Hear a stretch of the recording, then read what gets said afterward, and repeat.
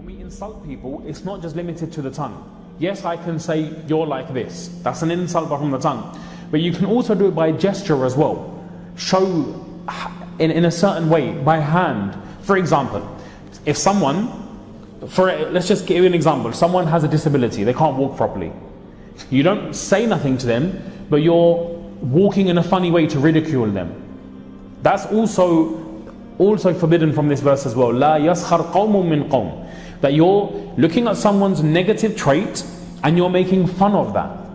That is impermissible, whether it's by the tongue, whether it's by the hand, whether it's by gesture, whether it's by acting. Yani, if we see something negative in somebody, to highlight that in any way is impermissible in Islam. But it's done with the intention of insulting, ridiculing, defaming. Yani kisi ka mazak udana, to make people feel bad about themselves. This is absolutely impermissible in Islam.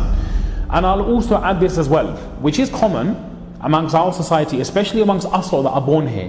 And you guys may have faced this, right? So don't be defensive.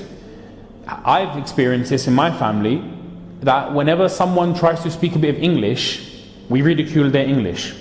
And I say we, meaning us who are born here. So we say, oh, they're freshy English. We take the mick out of how they speak.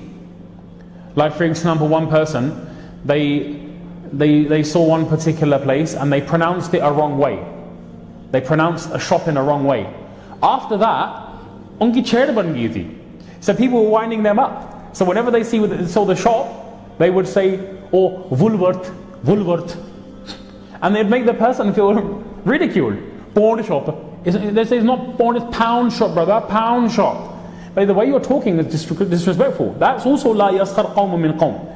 And then what happens is, subhanallah, we see people, this has become a trend on YouTube, right? People make videos ridiculing people. And even Muslims fall into this. And now, alhamdulillah, we've got less YouTubers that do this, but yet we'll like the video, subscribe, ha ha ha, make a meme. This isn't the quality of a Muslim. And I say this because we have family who are from abroad. When someone comes, if you ridicule them for their English, they become defensive. Now they don't want to speak English in front of anybody. Why? Because if I say the wrong thing, they're going to ridicule me and take the mick out of me. So they stay dumb, meaning that dumb is in the sense of not speaking. They pretend that they can't speak. They show themselves as not able to converse because if they say the wrong thing, you're going to get ridiculed. Does everyone understand where I'm coming from? Okay?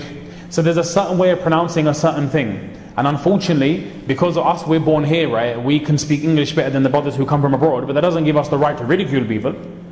And that's what the verse is saying. Asa yakunu khayran minhum. Don't think just because they can't speak English as good as you that you got to ridicule them. They may be better than you. Well, you think you got that fazilat because you can speak English. How do you know? Well, just because you can speak a bit of English, just because you got a red passport, just because you got a business, just because you got a bit of money. They only came here now, you came here 20 years ago. So what does that make you better, does it? No, only Allah knows who's good and who's not.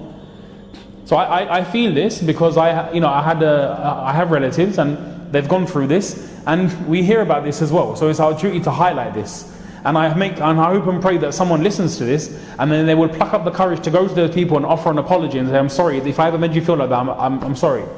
And I'll just offer an apology. An apology will go a long way, inshallah.